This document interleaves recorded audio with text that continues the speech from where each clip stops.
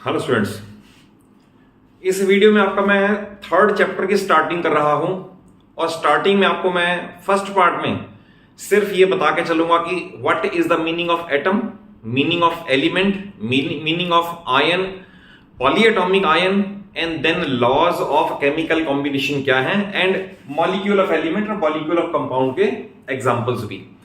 But later on 3 और 4 videos में मैं आपको इस चैप्टर के इस लेवल तक प्रिपेयर करवा दूंगा कि आपको 10th में भी कोई फार्मूला बनाने में कोई प्रॉब्लम ना आए और केमिकल रिएक्शंस, क्योंकि 10th में आते ही पहला चैप्टर होगा केमिकल रिएक्शंस। देन टीचर्स फिर स्टार्टिंग में आपको ये नहीं बताते कि सिल्वर नाइट्रेट का फार्मूला क्या है, फेरस सल्फेट का फार्मूला क्या है, सोडियम बाइकार्बोनेट का क्या है। तो देन आपको ये अभी और इसी चैप्टर से ही सीखना पड़ेगा और मैं आपकी 3-4 वीडियोस में आपको एंड तक इतना करवा दूंगा कि आपके 10th में प्रॉब्लम ना आए। तो देखिए, स्टार्ट करें सबसे पहले definition of atom. Rather atom से पहले एलिमेंट भी पता होना चाहिए। हालांकि वो सब्सटेंसेस प्योर अराउंड अस वाले में कवर हो चुका है, बट फिर भी बता दूं एलिमेंट क्या है। कोई सा भी सब्सटेंस जो किसी फिजिकल प्रोसेस से दो सिंपलर सब्सटेंसेस में नहीं तोड़ा जा सकता और ना ही दो सिंपलर सब्सटेंसेस को मिला के बनाया जा सकता है, दैट इज कॉल्ड एलिमेंट। जैसे सपोज आपने कहा एलिमेंट सोडियम, तो कोई से भी दो मैटर की फॉर्म को कंबाइन करके हम सोडियम नहीं बना सकते और ना ही सोडियम को डीकंपोज करके दो और सिंपलर फॉर्म में बना सकते हैं, तो वो एलिमेंट है। अब आता है एटम की डेफिनेशन।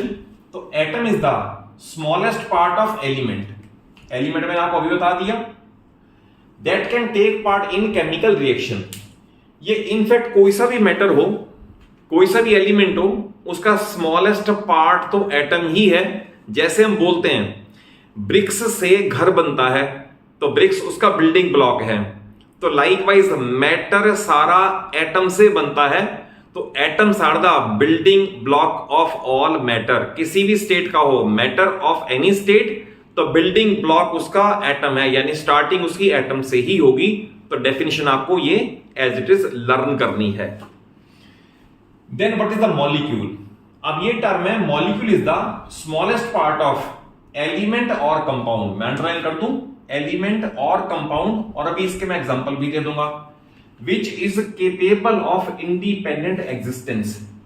इसका मीनिंग है एच इटसेल्फ अनस्टेबल है, ये एक और H से कंबाइन होगा तो ये बनेगा H2 और H2 मॉलिक्यूल है। It can state exist independently, तो that is molecule of element भी हो सकता है, कंपाउंड भी हो सकता है, जो एटम्स के कॉम्बिनेशन से बनेगा and it has capacity to exist independently. अब मैं इसको साथ साथ यहीं क्लियर कर दूं। अगर पूछे what is the examples of molecule of an element, या डेफिनेशन क्या है, तो अगर दो एटम एक ही एलिमेंट के कंबाइन करें तो जो बनेगा उसके बोलते हैं मॉलिक्यूल ऑफ एलिमेंट। जैसे oxygen plus oxygen gives O2, तो ये मॉलिक्यूल है, example of molecule of element. अभी आपको मैंने हाइड्रोजन का एग्जांपल दिया, hydrogen with hydrogen to form H2, ये इसका मॉलिक्यूल है और मॉलिक्यूल ऑफ एलिमेंट है। लाइकवाइज अगर मान लो मैं कहूं N2, तो ये नाइट्रोजन मॉलिक्यूल है। अगर सपोज मैं कहूं O3, तो ये ओजोन मॉलिक्यूल है। अगर सपोज मैं कहूं P4, तो फास्फोरस मॉलिक्यूल है। और अगर मैं कहूं S8, तो सल्फर मॉलिक्यूल है। क्यों? क्योंकि 8 एटम सिर्फ सल्फर के हैं, 4 एटम सिर्फ फास्फोरस के हैं। तो these are examples of molecule of element. Then molecule of compound क्या है। अब दो या दो से ज्यादा डिफरेंट काइंड के एटम्स अगर अटैच होंगे, कंबाइन होंगे, तो जो मॉलिक्यूल बनेगा that is called molecule of compound. और इसमें तो आप यू कैन गिव 1000 एग्जांपल्स। जैसे एक एग्जांपल लें HCl, तो HCl इज हाइड्रोक्लोरिक एसिड, तो ये हाइड्रोजन और क्लोरीन को कंबाइन करके बनेगा और दोनों अलग अलग तरह के हैं, तो मॉलिक्यूल ऑफ कंपाउंड का ये एग्जांपल दे सकते हो। सबसे सिंपल एग्जांपल आप दे सकते हो कार्बन डाइऑक्साइड CO2, तो ये मॉलिक्यूल ऑफ कंपाउंड है, reason being carbon and oxygen combine हुए हैं। लाइकवाइज आप एग्जांपल दे सकते हो सबसे सिंपल और सबसे important H2O। H2O is water, molecule of compound, क्योंकि अलग अलग हैं। एक और एग्जांपल आप दे सकते हो जो आपको याद होना चाहिए। आपको मैं फार्मूले सिर्फ वही बता रहा हूं जो आपको 9th के लेवल पे लर्न होने चाहिए, 10th के लेवल पे नहीं बता रहा अभी, ये आपको लर्न होने ही चाहिए। नेक्स्ट है sodium chloride, it is called table salt और एडिबल सॉल्ट और कॉमन सॉल्ट। ये सोडियम और क्लोरीन को कंबाइन करके बना है, तो इसे बोलेंगे molecule of a compound. Likewise ये भी आपको पता होना चाहिए NH3 क्या है, तो NH3 इज अमोनिया गैस। तो अमोनिया गैस का आगे क्या यूज है और क्या इसका इंडस्ट्रियल पर्पस है मैं बाद में बताऊंगा। तो अमोनिया गैस बनी है नाइट्रोजन और हाइड्रोजन से, तो ये भी मॉलिक्यूल ऑफ कंपाउंड है। और लाइकवाइज आपको CH4 ये है मीथेन गैस, तो इसके बारे में बता दूं, इसका भी फार्मूला आपको लर्न होना ही चाहिए। Methane gas is a natural gas. अब बताओ इसे नेचुरल गैस बोलते क्यों है? नेचुरल गैस इसलिए बोलते हैं because it is found naturally along with petroleum reserves inside the earth crust, तो that is naturally occur होती है। और मीथेन का एक और नाम भी है, इसका एक और नाम है मार्श गैस। मार्श गैस इसलिए क्योंकि ये मार्शी एरिया में भी मिलती है ये। तो मैंने आपको सिंपली ये बता दिया कि मॉलिक्यूल ऑफ एलिमेंट क्या है, मॉलिक्यूल ऑफ कंपाउंड क्या है। नेक्स्ट आता है आयन। आयन है कोई सा भी अगर इलेक्ट्रिकली चार्ज पार्टिकल है तो उसे हम आयन बोलेंगे। अब आयन के भी आगे दो हैं, फर्दर डिटेल तो नेक्स्ट वीडियो में आएगी। एक है कैटायन और एक है एनायन। तो यानी पॉजिटिवली चार्ज भी हो सकता है और नेगेटिवली चार्ज भी हो सकता है, तो उसकी भी डिटेल बाद में आएगी फॉर द टाइम बिंग। मैं आपको एक बता दूं एग्जांपल, अगर सपोज सोडियम अपना एक इलेक्ट्रॉन लूज करेगा तो ये Na+1 बनाएगा, तो ये आयन है, it is an example of cation. और सपोज Cl एक गेन करेगा, इसे बोला जाएगा Cl-1 यानी क्लोराइड आयन, तो ये एनायन का एग्जांपल है। तो इस तरह से ion means charge particle. Charge दो तरह से हो सकता है, अगर पॉजिटिव चार्ज है तो कैटायन और नेगेटिव चार्ज है तो एनायन, ये आपको लर्न करना है। नेक्स्ट आता है इसमें polyatomic ion. Polyatomic ion definition है a cluster of atoms having overall charge and still independent existence. Cluster means झुंड, तो that is atom more than two or more होंगे और उसके ऊपर still charge exist करेगा और फिर भी वो इंडिपेंडेंटली एग्जिस्ट कर सकता है। It is called polyatomic ion. और इसके एग्जांपल आपको सिलेबस पे जो आपको लर्न करने ही है। जैसे अगर सपोज मैं ये लिख दूं OH-1, इसे बोला जाएगा हाइड्रोक्साइड आयन, तो ये पॉलीएटॉमिक आयन का एग्जाम्पल है। अगर सपोज मैं लिख दूं SO4-2, तो इसे बोला जाएगा सल्फेट आयन और ये पॉलीएटॉमिक है क्योंकि सल्फर और ऑक्सीजन है और स्टिल इसके ऊपर चार्ज है। अगर मैं कहूं बाइकार्बोनेट तो है HCO3-1, again hydrogen carbon oxygen more than two combine है, 2 एंड मोर कंबाइन है और ओवरऑल चार्ज भी है, तो ये बाइकार्बोनेट। मैं रिवाइज करवा दूं, इसे बोला जाएगा हाइड्रोक्साइड आयन, इसे बोला जाएगा सल्फेट, इसे बोला जाएगा बाइकार्बोनेट।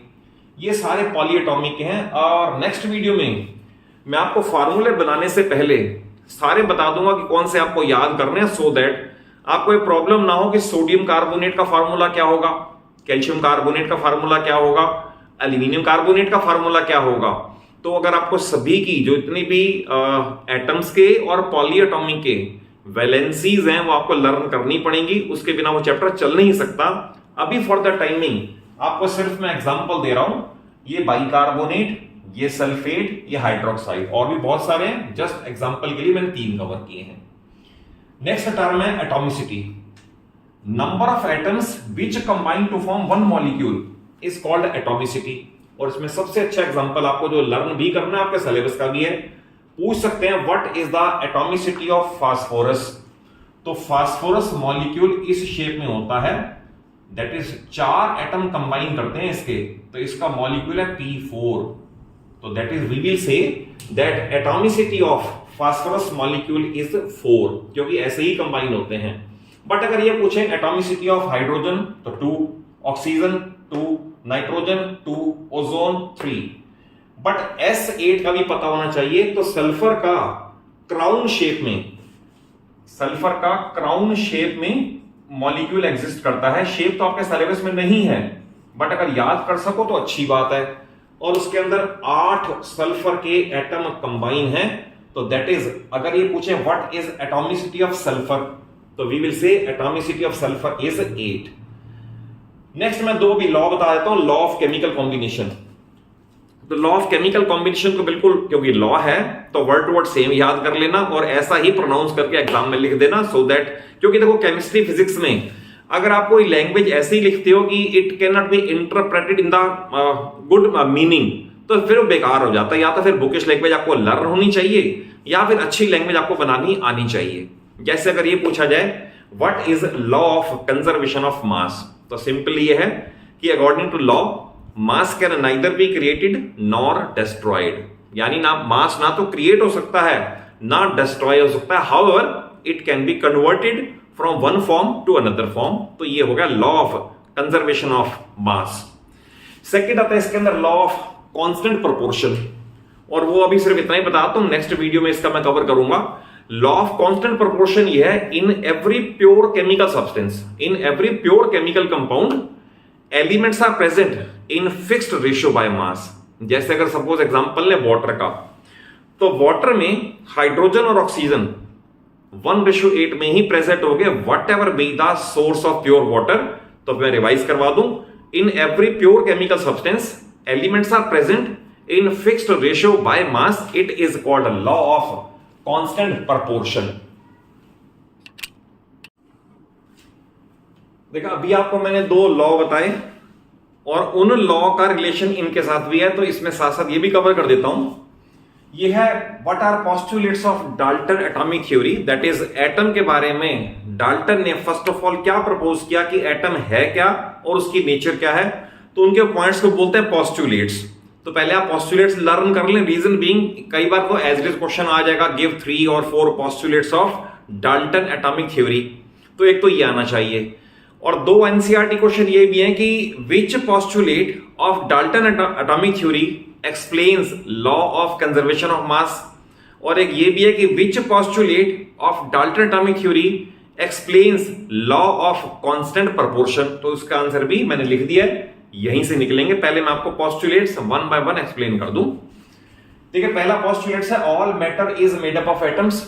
आपको मैंने बताया कि जिस तरह से ब्रिक्स से घर बनता है वैसे मैटर सारा एटम से बनता है, तो all matter is made up of atoms, number 1। Next है एटम्स आर टाइनी, यानी वेरी स्मॉल, और वेरी स्मॉल का बता दूं कि साइज ऑफ एटम 10⁻⁹ मीटर की फॉर्म में, जिसे बोलते हैं नैनोमीटर, नैनोमीटर की फॉर्म में एक्सप्रेस कर सकते हैं, क्योंकि एटम इतना स्मॉल है कि इसे हम सेंटीमीटर, मिलीमीटर, माइक्रोमीटर में नहीं मेजर कर सकते और छोटा करना पड़ेगा, तो its size is measured in nanometers. और ये ध्यान रखना, कई बार 1 मार्क्स से पूछे what is 1 nm, what is 1 nanometre, तो आपको आंसर ये भी आना चाहिए 1 nanometre is equal to 1 into 10⁻⁹ metre. और फिर आप लिख सकते हो size of atom is very very small, therefore it is measured in nanometres. तो tiny means very small, indivisible means divide नहीं किया जा सकता। आल्दो आप बाद में ये कहोगे कि यस इसके अंदर सब एटॉमिक पार्टिकल्स आएंगे, प्रोटॉन, इलेक्ट्रॉन, न्यूट्रॉन, बट इस स्टेज पे क्योंकि आप डाल्टन के पोस्टुलेट्स पढ़ रहे हो, तो यहां हम इलेक्ट्रॉन, प्रोटॉन, न्यूट्रॉन का नाम नहीं लेंगे, पोस्टुलेट तो यही याद करने पड़ेंगे कि टाइनी एंड इनडिविजिबल एंड इनडेस्ट्रक्टिबल, यानी डिस्ट्रॉय भी नहीं हो सकता। कई बुक्स में आपको ये अलग और ये अलग दे रखा होता है पॉइंट। एक है एटम्स का neither be created not destroyed, जहां पर हमने कह दिया इनडेस्ट्रक्टिबल, तो इनडेस्ट्रक्टिबल इसका मीनिंग है कैन नॉट बी डिस्ट्रॉयड। तो आप चाहें तो इन दोनों को मिला के एक पॉइंट कर दें, चाहे तो अलग अलग कर दें, दोनों का मीनिंग सेम है। नेक्स्ट है all atoms of element are identical in mass and chemical properties. जैसे अगर सपोज आपने सोडियम के 2 एटम लिए, तो दोनों सोडियम के एटम एक जैसे होंगे, दोनों का मास भी सेम होगा और केमिकल प्रॉपर्टीज भी सेम होंगी। आल्दो जब आप सब्सिक्वेंट नेक्स्ट वीडियो में मैं आपको आइसोटोप पढ़ाऊंगा, तो आइसोटोप में आपको बता दूंगा yes atoms of same element can have different masses also, जैसे क्लोरीन का है, हाइड्रोजन का है, प्रोटियम, ड्यूटीरियम, ट्रीटियम, दैट्स वो बाद में आएगा, सेकंड थर्ड वीडियो में आएगा। बट बाद में ये गलत प्रूव हो जाएगा, बट फॉर द टाइमिंग, क्योंकि डाल्टन्स पोस्टुलेट पढ़ रहे हो तो यही लिखना है कि all atoms of elements are identical in mass and chemical properties. Second इसका उल्टा है, atoms of different elements have different mass and different properties. इसका मतलब अगर एक एटम सोडियम का होगा, एक मैग्नीशियम का होगा, तो एक एल्यूमिनियम का होगा, तो इनके मासेस अलग अलग होंगे, केमिकल प्रॉपर्टीज भी अलग अलग होंगी। ऑब्वियस है इसका एटॉमिक मास वो बाद में आएगा, 23, 24, 27 वाला है। बट ये इसका उल्टा पॉइंट है, atoms of different elements have different mass, obvious mass भी डिफरेंट है और केमिकल प्रॉपर्टीज भी अलग अलग हैं। नेक्स्ट है atoms combine in small whole number. जैसे इनका ऐसा नहीं है कि आप कहें आधा सोडियम कंबाइन करेगा, आधा ऑक्सीजन कंबाइन करेगा, तो इसका यह है कि atoms combine in small whole numbers. Next है एटम्स का नाइट्रो डिक्रीट नॉट डिस्ट्रॉयड। तो मैंने बता दिया इनडेस्ट्रक्टिबल कहें या नॉट डिस्ट्रॉयड कहें, ये दोनों एक ही बात है। और लास्ट है number and kind of atoms are fixed in a given compound. जैसे सपोज अगर आपने गिवन कंपाउंड H2O कहा, तो number and kind of atoms fixed हैं, इसमें 2 हाइड्रोजन और 1 ऑक्सीजन। ये तो इसके पोस्टुलेट आपको एज इट इज लर्न करने हैं। अब 2 क्वेश्चन जो एनसीईआरटी हैं वो मैं कवर करवा दूं। एक ये है, which postulate of Dalton atomic theory explains law of conservation of mass. तो हम ये लिखेंगे, the postulate that atom can neither be created not destroyed और postulate that atom is indestructible explains the law of conservation of mass. आप इन दोनों में से कोई सा भी एक आंसर बना सकते हो। सेकंड एक और क्वेश्चन एनसीईआरटी में, which postulate of Dalton atomic theory explains law of constant proportion. तो उसमें आप ये कह सकते हो, number and kind of atoms in every compound is fixed. क्योंकि लॉ भी आपको मैंने ये बताया कि in every pure chemical substance atoms are present in fixed ratio by mass. तो उसमें लैंग्वेज चेंज करके पोस्टुलेट में भी आ गया। तो यानी ये पोस्टुलेट सेकंड लॉ को एक्सप्लेन करता है और ये पोस्टुलेट फर्स्ट लॉ को एक्सप्लेन करता है। तो ये तो आपको फर्स्ट वीडियो में जस्ट एक इंट्रोडक्टरी दे दिया है। नेक्स्ट 3 और 4 वीडियोस में chapter thoroughly deep rooted concept के साथ क्लियर हो जाएगा। उन वीडियोस को जरूर वॉच कर लेना। और वीडियो अच्छी लगे, कॉन्सेप्ट वाइज समझ आया हो, तो जरूर एक अच्छा सा लाइक दो, अपने सभी फ्रेंड्स को, सभी क्लासमेट्स को शेयर कर लो और चैनल सलूजा क्लासेस को जरूर सब्सक्राइब कर लो। क्योंकि आपको कॉन्सेप्ट बेस्ड नॉलेज पूरी 9th और पूरी 10th, पूरी फिजिक्स, केमिस्ट्री और मैथ्स मैं अपने चैनल पे प्रोवाइड करनी स्टार्ट कर चुका हूं। और इन अनदर फ्यू मंथ्स मैं आपको स्लोली एंड स्टेडली सारा सिलेबस कवर करके दे दूंगा मैं। Okay, thank you for watching the video.